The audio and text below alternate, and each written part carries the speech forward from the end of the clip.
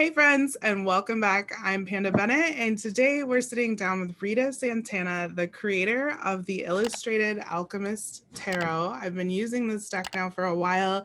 I absolutely love it. It's definitely like a dark and divine type of deck, and that's totally me. And I think I told you guys that when I was when I was working through this deck, that I was like, this really makes me really want to get a tattoo. Like something about this says ink to me. And I even came back and you're a tattoo artist. I am. That's so crazy. I love it. Like everything about it. So go ahead and tell us about you. I'll stop babbling. Cool. My name's Rita. I am 31 years old. I live in Pittsburgh, Pennsylvania. It's a very gray city.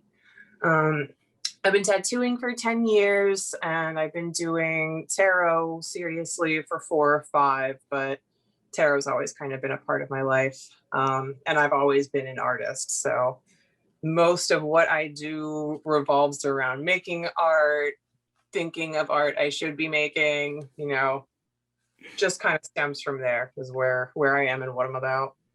So how did you get started in tarot? So my family growing up was pretty woo-woo. We were a pretty woo-woo family. So my Nice. mom would get my sister and I tarot readings and she would have the house cleansed. And so it was part of growing up, it was just kind of always there, even when I was like younger, you would go online and just kind of look up like, oh, what's my tarot card pull for the day? But it took me until adulthood to get into it on my own and get myself my own deck, mostly because of that whole thing, like, oh, you can't get yourself your first deck, which I kind of hate that. I hate because it. It stops a lot of people from learning and practicing and just kind of like taking the power out of their hands and waiting for somebody else to give it to them. And I don't vibe with that. So I finally bought my own deck and was like, fuck it, I'm gonna learn. Can I curse on here? Yeah. Okay. So yeah, that's how I got started with tarot. That's amazing. What was your first deck? My first deck, it was not a Rider-Waite. It was Enchanting Stranger is the artist on Instagram. And he has a really cool, it's definitely Rider-Waite based. I don't remember the name of it. I think it's called the Gaian Tarot. Okay. I'll have to look it up. Yeah. The illustration is really cool. It's real creepy, black and white imagery. It's neat, but I feel like there was a learning curve that I struggled with because it was not Rider-Waite, and a lot of like the learning books are based off of that. Yeah. I always tell people that, like, even if they don't resonate with the Rider-Waite Smith, because there's so much learning material built around it, that even if you just start there and then branch off into other stuff, but I totally get like people not resonating with the artwork. But I also hate, I just got done talking about this, how like some people don't have, so like there's a huge influx in witches, right, and in spiritual movements and mystics, but like some people are first generation in their family. They may come from like a really strict like religious household or like this and that. So going through with the weird myth that you can't buy your own tarot deck, like that really can be painful for some people, because like tarot for me has been extremely healing, and it takes that from people that don't have someone to gift them a tarot deck. You know what I mean? Like, yeah, I don't like that either. So just tell us a little bit about your spiritual journey, your tarot journey, and your tarot practices and that kind of stuff. My spiritual journey is definitely a very roller coastery one, and it's I don't know if I could say it's unconventional. Maybe it's very conventional. I started doing like light witchcraft as a kid just because my mom was like already like taking me to the psychic fairs and doing all that stuff and whatnot. So it was there when I was younger, and then it hit a pause, it stopped. And then, it came back up, and then it came back down. And then at some point in my early 20s, I discovered psychedelics. So that kind of put me on a different sort of spiritual path. And that went on for a while and kind of opened me up to a lot of different things, like dream work, lucid dreaming, but back then I didn't even necessarily call it like a witchcraft journey or anything. It was more so just me, I guess just general spiritual journey. Yeah. And then again, it kind of hit another pause. And I feel like a lot of the pauses that happened in my spiritual journey were because the circumstances in my life just didn't really allow for me to get into it. Like I was either, at a dark time, or just like things didn't line up, and that's fine. But at some point in my mid 20s, it like came on full back, and I was like, all right, I'm going to get into this. I really don't care if anyone's going to judge me for it. Like, it is what it is. I like doing this, and I'm just going to do it. And it's just been kind of steady practice ever since. So this question has nothing to do with anything except for my own interest. But so like in those periods where you feel like your spiritual practice like dropped off and you had like those kind of periods that are like darker periods, do you feel like you went through those, they're kind of almost stagnant because like you have so much other stuff going on? Do you feel like after you came back from those that like you had some sort of growth after each one of those episodes? Yes, I feel like the majority of my growth was like fully realized and noticed immediately after. It's like the end of the dark ages, and then a light gets turned on and you're like, oh, whoa, all this shit's here, Yeah. I have this weird thing about like the void that like, which is why I like that card so much, because I have this weird belief or theory, or at least in my life, when I went through those periods where I felt like I was so disconnected from my tarot practice, from my spiritual practice, or my magic, like that, just that spark that makes me. Those dark periods, it was like the void, but then right after that, it was like this big growth, like this next phase. I went into this next phase. And so like the void is really like this necessary, really beautiful point. Not, I mean, at the point, sometimes you can't see that, you know what I mean, when you're there. Yeah. But like the stuff that came like right after that, like the growth and the awareness and the healing and stuff that came after those different periods in my life, it's like, if I wouldn't have had that like void moment or like that dark moment, I wouldn't have like continued on or like healed through that situation. But that's a weird ramble. Yeah. The void is a very wombish card, like the incubator. Yeah. And so it's like, yeah, it's like I feel like people think of the void as this like stuck like plateau, and it can feel like that, but like really it's like you're like in this cocoon and like preparing to like bloom and just grow into something else, move into something else. Like it's a state of like preparation, not so much, you know what I mean? I'm Like with you there. yeah, like I don't ever call myself a light worker. I always call myself a shadow worker, and like I just am more comfortable like with the darkness and like that type of thing. But I just think that like something really important and necessary like happens in the void, in those void moments that like, you know what I mean? Yeah. Those limited spaces, Yeah, that I think is like really beautiful. So tell me then of like what brought about this deck? What was your inspiration behind this, beautiful creation, this piece of yourself? It did not initially start out with the intention of being a tarot deck.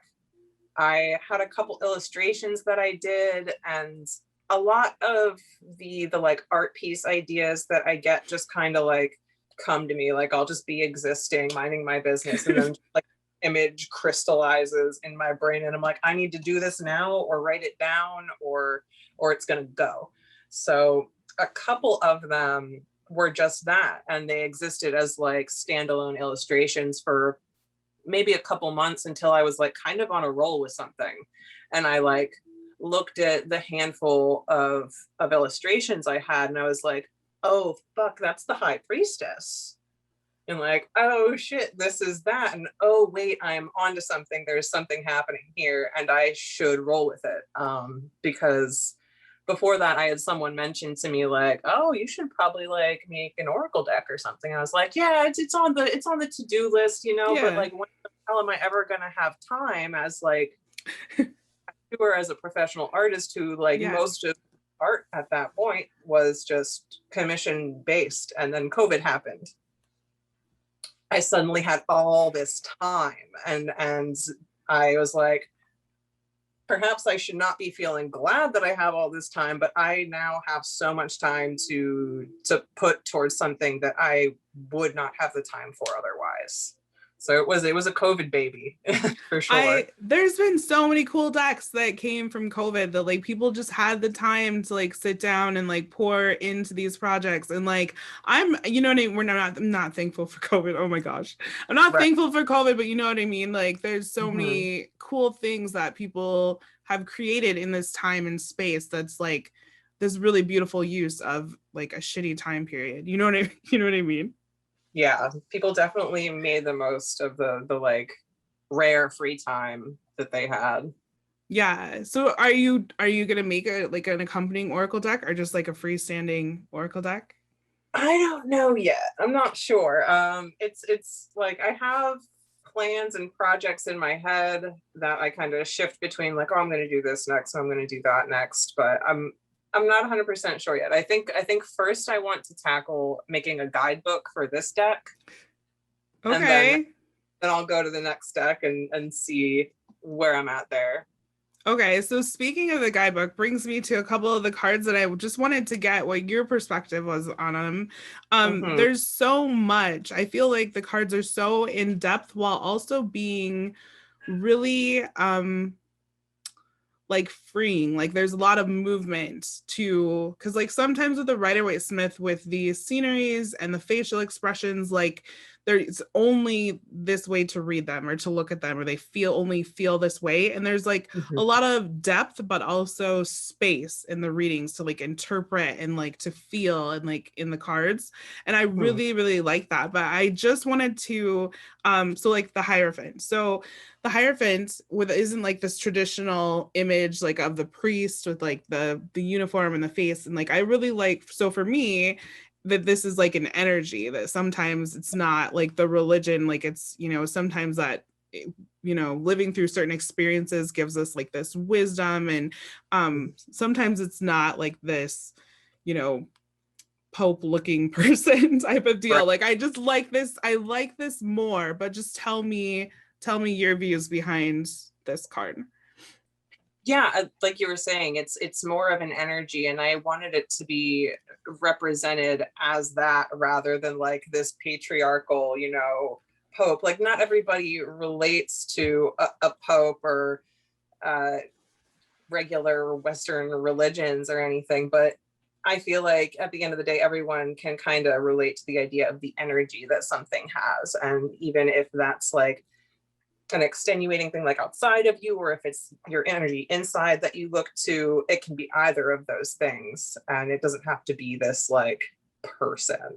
Yeah. You know? I just think that gives it so much more room and like depth, you know what I mean? And like Mm-hmm. it for me definitely. So like um I came from religion and I feel like I probably hold like a lot of religious trauma. And so and now like when I was young, so this has been like, you know, been doing this for like 15 years because I'm old, but like when I was young, there wasn't really all these labels. And so now the labels, I mean, they kind of help. Sometimes they're kind of, I don't know. But I just spoke with someone that Benjamin Black, actually, I spoke with him and he labeled his practice or labeled himself as a spiritual anarchist. And I was like, fuck, I like that. Like I like that. I've never heard that. And like I really like that. So they feel more relatable to me where I'm like, you know what I mean? When you're Mm-hmm. like to like traditional religion, like no, no thanks. But Mm-hmm. so it feels more accessible to me. Yeah. Um, so then this is I'll try to get the shine off of there. Sorry, that's my light. So the Fool card, which I absolutely love. But so tell us about the meanings behind this. So the kind of overarching imagery of the deck is either a very light background, very airy, and very dark background, very like moody. And you know, the Fool is between these two portals, kind of phasing out of the one and into the other. So it's kind of just watching it go into that portal of light, not necessarily knowing if is it going to be on the light side, is it going to end up on the dark side, you know, doesn't know. Okay. I like so for some reason, when the first time that I looked at this, just like the very first time that I picked up the deck, I was like, oh, the fool has, instead of like the bandana like knapsack thing, I'm like, oh, Hmm. he has like a scythe. And I was like, he's like cutting through to like the other side, like to this next phase of life or this next adventure, like with it. You know what I mean? That was my Hmm. first thought. But yeah, I really like that one too. And then, so I posted this one in one of the groups, the Temperance card, and everyone had a million different ideas. No one saw this card the same way, which I think is just so cool. Hmm. But yeah, so tell us about the Temperance card. I love the eyes. These are the card backs, guys, and I absolutely love them as well. So my temperance card generally gets a lot of strong reactions. Yeah.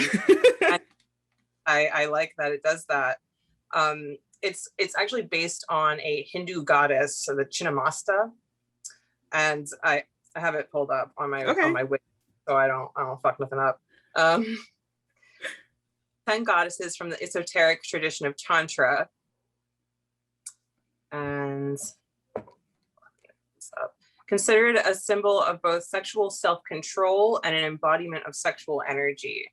Okay. So that whole balance of temperance and kind of flowing with that, and I kind of just preferred the imagery of the head and the blood as opposed to just the liquid in the cup, because it goes a little deeper than the liquid in the cup. I think the Yeah. blood, a constant theme in my deck, being like the life water of everything, is it blended well. It blended well for me to see that imagery and tuck it in there, and kind of keep it inclusive for everybody, and have different body types and different aspects of different religions in there. Yeah, I really liked the different body types. I really liked it. And the color use is absolutely amazing. But like if you're a tattoo artist, then obviously this is what you do. Like this is your game.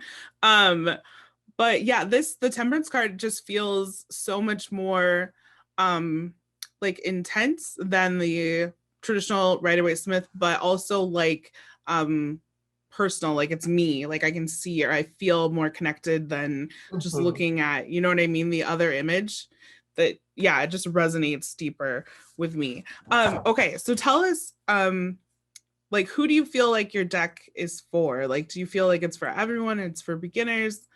What do you think? And you're coming out with a guidebook, which that's amazing. So many people were asking about that. And I was like, well, and then somebody actually commented when they were talking in this thread, and they were like, you know, I feel like she just gave us this gift and was like, here you go. And like, I was like, I like that. That's pretty cool. I like that too. Can you repeat the question? I got lost in the last Mm, bit of the. sorry. No, I don't remember what it was. No, oh, like for if you feel like your deck is meant for beginners or if it's more advanced or just for everybody. Yeah. I feel like it, as much as I want to say it's for beginners, I feel like people would experience the same struggle I did learning tarot on a non-Rider-Waite deck without a guidebook. So if you are a beginner and you get like a general book that doesn't necessarily reference the Rider-Waite, then you can totally learn with it. There's so much imagery that you can pick up on, and you can, if you're an intuitive reader, I think it's a great deck because there is just so much to look at, and just so much symbolism that you can pick up on and go on.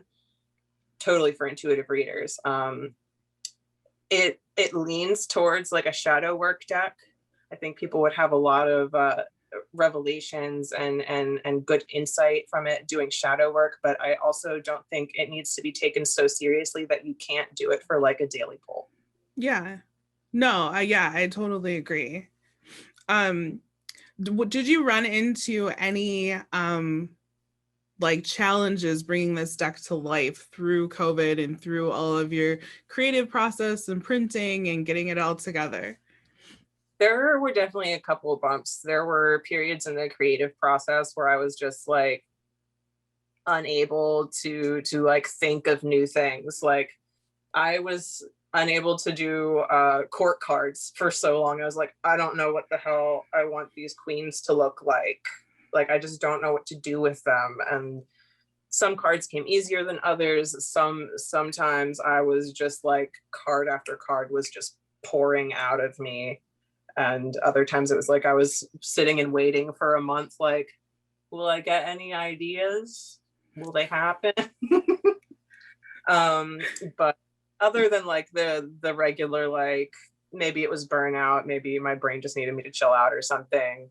There were some like printing hiccups where I was just like, it was communication. I wish the printing company communicated better and more like kept me in the loop of what was going on, because there was a lot of times where I was like, all right, they said it was going to ship a week ago and I haven't heard anything. So I had to check in with them quite a bit. But once I got the decks, every like bit of frustration that I had with the company was gone, because they just like felt so good. And I was like, oh my God, they're all here. They're all finally here. Okay, I can stop being frustrated. Yeah. So, but yeah. No, I just like to always ask people that, because I think that it just takes so much like to bring these things to life that people don't realize what all goes into it from start to finish. You know what I mean? Mm-hmm. Yeah. And yeah, the challenges definitely, but they make the final project even sweeter. You know what I mean? Like getting it done, that kind of thing. But yeah, definitely there's a lot that goes into it. So how has bringing this project to life, how has this furthered or like helped your own tarot practice? I definitely did so much research. Like I did a lot of reading already, and I would just be on one card and I would be looking up so much information about the one card until it was done.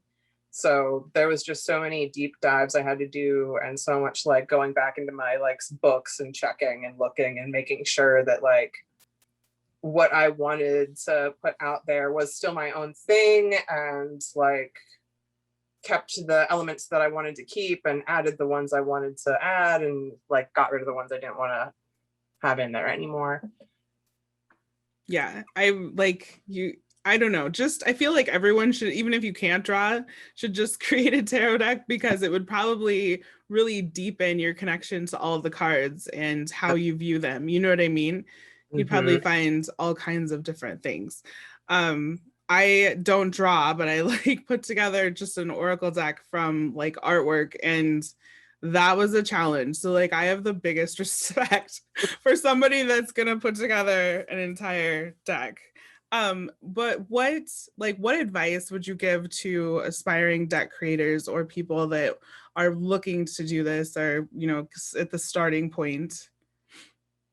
I would say just do it, because it looks overwhelming. Like there's 78 illustrations, like 78 drawings. That's a fucking body of work. That's a whole lot of time and effort, and it seems so daunting, but you got to start somewhere. So I'd say just dive into it and take it at your own pace, and don't beat yourself up too much if you run into an art block. Yeah. Okay, so what I did want to ask you is, from start to finish, how long did this project take you? Okay, let me think. I believe I started it in January, and the illustrations were done like the first week of December. Okay. So almost a whole year. Really? Yep. Gosh. Yeah. Almost a whole year. And the I say January as in like when I started the first seedlings of illustrations that I didn't even realize were cards yet. So the actual intentional deck started I believe March. Okay. So March. Yeah. Oh my gosh, that's really cool. Okay, so before we go, I did want to ask you, aside from your own deck, of course, what are your favorite tarot oracle decks that you use for in daily practice? I use Usi's Pagan Otherworlds. Yes. I'm not one of those people that has like a shit ton of decks. I only have like a little tiny baby stack. I have the Dali Tarot that I keep at my workstation, and I'll like pull a card before I tattoo. The Enchanting Stranger deck, which was my first deck, is very good. I love the illustrations. They're really weird and creepy. And what is it? I have 3 of Usi's decks. I like their one Oracle deck that is Jungian based, and I'm brain farting on the name of it, so I'm looking over at my desk to try and see if I can read it from here, but I can't. I can't think of it either. I do have the Pagan Otherworlds, and it's such a great deck. It's gorgeous, and the quality is so good. All of their stuff that they put out is gorgeous. What is next for you? What do you, besides the guidebook, or do you know when the guidebook will be out, or is there any other projects that you have going on, or any top secret things that you can share with us before you go? Well, I did come out with some astrological prints recently. Those dropped at the beginning of Aries season. So I have those. The book, I will probably begin the book at the end of summer, just because I have some tattoo stuff to do right now that I'm like, my own art, no time for that. But that'll be probably my winter project. And I have like, one of my floating ideas in my brain is like a kitchen witch oracle deck. Okay. So I'm gonna not say too many details about it, but I will say that I do love cooking. I love being in the kitchen. I love making food.